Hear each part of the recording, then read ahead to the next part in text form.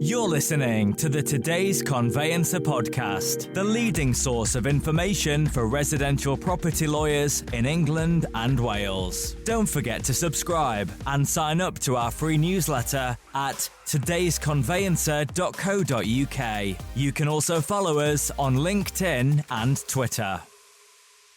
Hello and welcome to the latest Today's Conveyancer podcast. This week I'm delighted to be joined by Hannah Nicholson. Hannah is the founder of a new conveyancing tech organisation, Move Genius. And today's podcast is about technology, it's about conveyancing, it's about where the space is moving. We're going to talk a little bit about blockchain, which still goes well over my head. So I'm hoping, Hannah, that you can give me a little bit of an idea about what on earth blockchain is. But I thought it would be sensible to start at who you are and what you do. You're obviously the founder of Move Genius, but what's the background and where did the idea come from? Thanks for having me on. I'm the founder of Move Genius, which is a digital onboarding platform for estate agents to speed up the home buying and selling process. I'm a lawyer by background. I worked in the city for 4 years before quitting my job and set up Move Genius earlier this year. Recently, for the last 3 months, I've been part of an incubator program called the Block Dojo, which was founded actually by Craig Massey, who set up the prop tech company Yorkies, which is now part of Zoopla.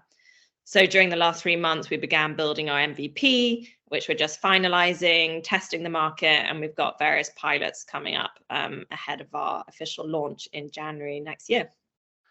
And your role is around direction of the business and product management? Yeah, that's correct. So our team, we have 2 developers at the moment who are building the MVP. I'm focused on sales, product development, business strategy, a bit of everything, and we're going to be hiring later in the year. And I remember chatting to you about this, but it's an all-female lineup, isn't it? Which is really unusual in this space.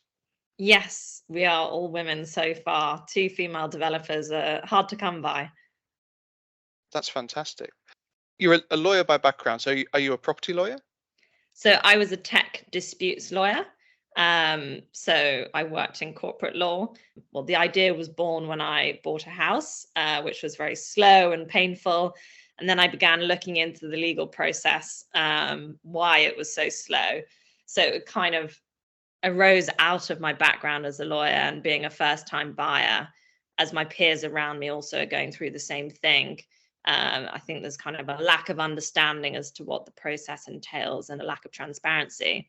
So when I was doing a lot of earlier research, I was looking at other legal jurisdictions and seeing who had had success in building prop tech companies or had a seamless conveyancing process. So I was looking at Scotland and Australia, for example, and it really does come down to the law. So in the UK, the burden is on the buyer. We have buyer beware of information. Whereas in these jurisdictions, the burden's on the seller to provide information to buyers. And this is the mentality we're really trying to change. And to be fair, there's a huge move around this in the whole conveyancing space, and we've covered that on the podcast before. So as an onboarding tool for estate agents, how does Move Genius kind of work in practice? Yeah, so why don't I start by defining what we think onboarding is. So for us, that entails digital ID checks, vendors completing legal forms, and ordering local searches.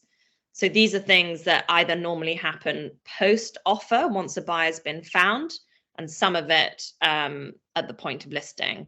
But usually this is all a manual process. So we're taking the administrative manual task off estate agents' plates so that they can focus on selling. So the vendors are sale ready and they provide a better customer service, and their vendors can move faster. So an interesting fact is fall throughs. One fall through can cost estate agents up to £4,000. So we aim to cut fall throughs and as well as saving them time, save them money. And how does Move Genius then link with the conveyancing process? Because you've got the estate agents obviously at one end of or at the start of the process. How do you then filter that information that you're collating to the conveyancing process? Yeah. So our MVP, we're building in a functionality where vendors can add their conveyancer to the platform. So this ensures, for example, that these lawyers accept the searches that have been carried out previously. That's quite an important point. But we're focusing solely on legal onboarding for estate agents. We're not trying to boil the ocean as such and fix the whole conveyancing process. We think the most important part is getting to exchange when you have a binding contract. I suggested that we'd talk a little bit about blockchain because I know that what is going to underpin Move Genius in the future is blockchain. What is your definition of blockchain? Help me out here, because it still seems as though it's a very distant thing that we can't quite grasp yet. Yeah, so I mean, for us, why we use blockchain is it creates a single source of truth. So data that is stored on the blockchain is immutable and it can't be altered. So for us, this is really useful for recording title data as it can't be changed and it eliminates fraud. And fraud costs the land registry millions of pounds a year in compensation. So in the future, we're going to be using blockchain to accumulate all this static data and upfront information that we receive from vendors in order to create a property logbook as such of upfront information that's attached to the property. And for us, blockchain is the cheapest and securest way to do this. So you were explaining before that your MVP isn't currently built on blockchain because it's so expensive. Talk me through that process, because if you're hoping to get to blockchain at some point in the future, there's quite a bridge to gap. Yes and no. I mean, using blockchain is relatively cheap and environmentally friendly. For us, we're not using it straight away because we need to accumulate this data. And once you have a certain amount of data, it's very quick and easy to use. So it has very good storage functionality. So you see that Move Genius will almost morph into some sort of property logbook organization, or how does that sort of onboarding to property logbook workflow work? Yeah, I mean, I'm always willing to partner with people. I've spoken to logbook companies such as Hippler, and I think they're building fantastic products. I don't think we will be a logbook company. We will focus on onboarding, but obviously you collect a lot of data. And if this data is connected to the property rather than the owner's name, this can avoid duplication of finding upfront information in the future. For example, we provide a lot of upfront information on the property, such as your average electricity bills, your council tax price, and a lot of info that's going to be mandated in the future going forward. So this could be attached to the property, stored on blockchain because it's static data, and is something that doesn't need to be duplicated again. So imagine that we've gone through the cycle of home ownership, and we've got a home that was previously sold using Move Genius that's back up for sale. Is it possible to kind of tap back into that information that was used previously in the sale to create a better seller's pack, for want of a better word, in the future? Exactly, because more information can be added to the chain and future sellers could have access to a private encrypted key to access that data. This obviously wouldn't be personal information about the previous sellers, so there are no kind of data privacy issues. It's publicly accessible information that we've extracted and put together. So at the moment, there's this huge debate about the relationship between agents, conveyancers, technology. You've obviously entered this market with a tech background and some experience of having gone through the home buying process. How do you see that relationship is going to develop over the next few years? So I think the shift is already beginning. There's obviously a greater push from trading standards about providing buyers with upfront information. So I think as where we're starting, agents are seeking tech solutions to help them going forward. And that's why we've entered this section of the market. Ultimately, it's about the customer, the home buyer or vendor. and agents need to provide better customer service and work with conveyancers alike. So they need to work closer in order to avoid this duplication of work and delays. I think it's great that there are institutions and tech companies like PEXA who are coming to the UK to change the industry. But it's all about collaboration between such organizations and tech companies, which will be instrumental to progress. It has to be a collaborative effort. You've mentioned PEXA there, and there are a number of other organizations in and around this technology space. Coduke come to mind. Veya, there's a whole raft of them that are entering this onboarding, but kind of taking the process, or making the process a bit more straightforward. One of the big challenges is going to be that integration piece between these different systems, as inevitably the market picks up on market forces. They choose whichever system they're going to run with. How do you ensure that everybody's going to be able to tap into Move Genius, and what does the industry need to do to ensure that everybody can work together in the way that you're highlighting? It's a very important question. At this stage, we're just focusing on integration with estate agents. I think integration with existing systems is important if those underlying systems are fit for purpose. But I think there are many CRM systems which are clunky, outdated. So there almost needs to be an evaluation as to whether there needs to be a complete overhaul. Having said that, in terms of integration with agents, they don't want to be logging into different platforms, and consumers want a seamless experience. So we, in the future, will be able to plug into CRM systems and provide a fully white labeled product for consumers. At this stage, I think we need to get each of those pieces, the agent piece, the conveyancer piece in particular as well, streamlined and more efficient before we integrate agents and conveyancers and mortgage brokers working together. You're a lawyer. You can probably see the question I'm going to ask next, which is, lawyers don't tend to change things very, very quickly. So the level of change that you're kind of suggesting there, whether CRM systems are fit for purpose, that kind of thing, do you see that happening in the short term realistically? I do think digital conveyancing will be a possibility in a matter of time, potentially the next 2 to 5 years. But I do think it's baby steps. As I said before, we've got to focus on the small pieces in the chain rather than trying to boil the ocean, as people like to say, and do everything at once. So it's very much a progressive, iterative approach, which requires collaboration between different tech solutions, and ultimately a change in industry mindset, which is the most difficult thing. For now, we're trying to educate the consumer and the vendors so they understand why this needs to change and why they need to provide buyers with more upfront information. And I've asked this question of a number of people recently. Do you think that market forces are going to make the change that we need to make, whether it's an educational change, whether it's an industry change, or do you think that we need some level of government intervention to actually make this happen?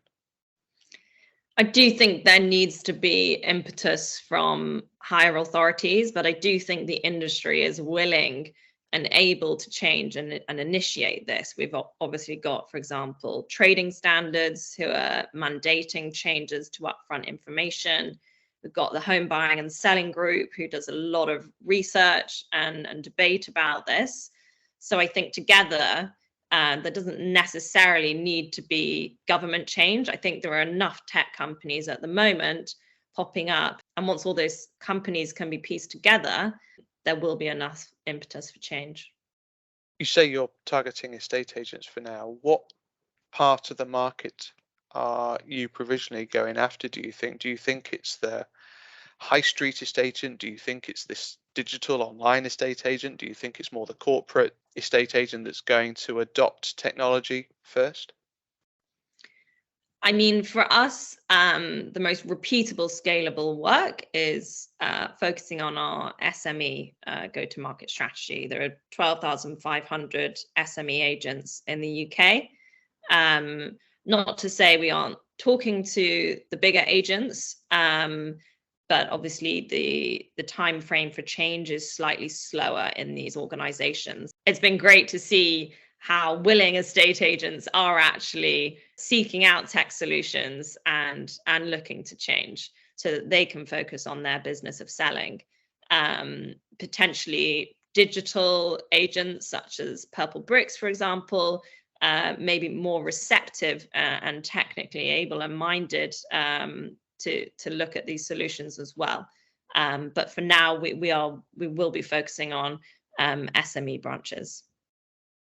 I think the big challenge is that leap, if you like, from the information that's being collated by the agent actually being transferred into some sort of file or be part of the file opening process for the conveyance, because that's a leap at the moment that seems to be a bit of a bridge too far. Yeah, I think it's a very piecemeal process at the moment, and that's why we're trying to streamline it all into one platform. So all the onboarding is in one piece. I know some agents use Excel sheets still and have to chase vendors to see where they are in the onboarding process and chase for manual paper documents. So starting with that simple step is progress in some way. And a final thought really around digital conveyancing. I mean, clearly Move Genius and you think that it's a possibility and it's going to happen. How long a time frame are we looking at, do you think, realistically, to make this happen? I think digital onboarding, we're looking at the next year. We're launching in January next year. We've got pilots coming up and have had a great reception. I think someone has to be ambitious about making change, despite all the skeptics. Maybe I shouldn't say that. Someone has to be ambitious to make change. And as I said before, I think the tide is just shifting. So Hannah, you've suggested that you're looking at a January launch for Move Genius? Yeah, that's correct. We are working with some SME and larger agents with pilots from October. And then we're launching our MVP in January next year. It's very much going to be an iterative process of assessing the market, what's receptive, and what key features agents really want. So in some senses, we'll be creating more bespoke platforms for larger agents. So we'll be launching in January next year, iterating on the process and really finding out what key features the market want. You discussed there that you were looking at building something quite bespoke for people. Is it the plan then that Move Genius is going to be different for different people, or is it going to be a relatively standard kind of platform? I think initially it will be standardized. That's really what the scalable product is for SMEs. We have a lot of ideas and features in the pipeline, but I think to start off with will be a very slick, seamless platform, which is very user-friendly, and then we will build from there. I think I mentioned that I've spoken to a number of organizations that are all engaged in improving this onboarding process, Hannah. And I see that Move Genius obviously has got a space in that market as well. So I wish you all the very best of luck with your work and your launch in January. The Today's Conveyancer podcast is available on your preferred podcast provider. It's also available on todaysconveyancer.co.uk. Hannah, thank you very much indeed for joining the podcast today. Thanks for having me, David. And thank you very much indeed to everybody for listening in. We'll see you again soon. You're listening to the Today's Conveyancer podcast, the leading source of information for residential property lawyers in England and Wales. Don't forget to subscribe and sign up to our free newsletter at todaysconveyancer.co.uk. You can also follow us on LinkedIn and Twitter.